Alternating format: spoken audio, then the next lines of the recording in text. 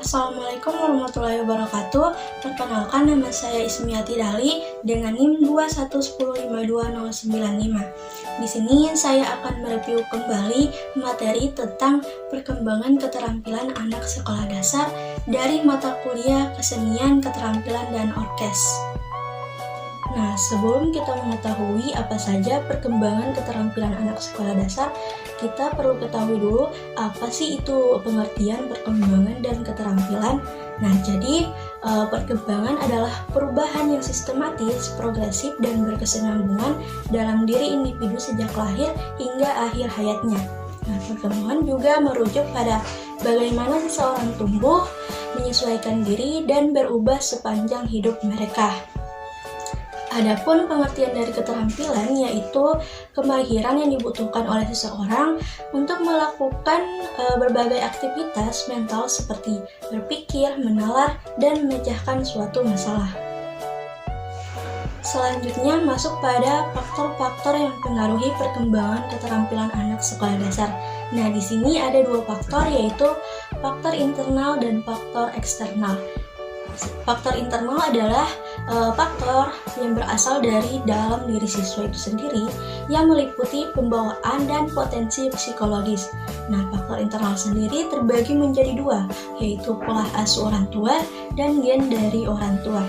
Sedangkan faktor eksternal adalah hal-hal yang datang dari luar diri siswa yang meliputi lingkungan dan pengalaman berinteraksi. Nah, adapun faktor eksternal ini terbagi menjadi lingkungan keluarga, lingkungan sekolah, lingkungan bermain, dan interior ruang belajar. Nah, di interior ruang belajar ini, kebiasaan mental dan sikap perilaku seseorang dipengaruhi oleh ruang lingkungan fisiknya, seperti fisik hunian atau bangunan, ruang atau interior, beserta segala perabotannya.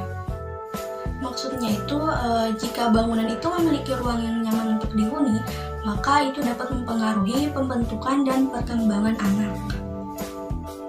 Selanjutnya kita masuk pada kemampuan atau keterampilan yang harus ada pada anak sekolah dasar. Nah, yang pertama ada kemampuan motorik halus. Nah, di kemampuan ini melibatkan otot-otot kecil serta reaksi mata dan tangan. Nah, seperti menggambar bentuk dasar, kotak, lingkaran, dan segitiga. Nah, yang kedua ada kemampuan motorik kasar, maksudnya itu yang berhubungan dengan gerakan yang menggunakan otot-otot besar di tubuh. Contohnya otot kaki dan otot lengan. Nah, gerakan yang bisa dihasilkan yaitu berpindah dari satu tempat ke tempat lain. Contoh lain seperti bisa melompat jauh dan bisa mengayun sepeda roda 3. Nah, yang ketiga ada kemampuan sosial ekonomi. Nah, maksudnya itu yang berhubungan dengan peraturan sosial yang ada di masyarakat.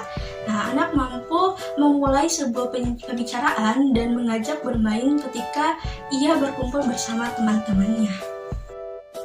Yang keempat yaitu kemampuan bahasa. Terbagi menjadi dua, yaitu kemampuan represif dalam bentuk pemahaman dan kemampuan ekspresif dalam bentuk kata-kata yang dikeluarkan oleh anak. Nah, yang kelima ada kemampuan literasi. Nah, di kemampuan ini anak sudah bisa mengidentifikasi dan menulis huruf besar dan huruf kecil. Anak juga sudah mampu menulis namanya sendiri. Selanjutnya ada kemampuan kognitif yang mumpuni. Maksudnya itu kognitif adalah proses berpikir atau menangkap, menyimpan atau mengelola informasi yang telah didapatkan.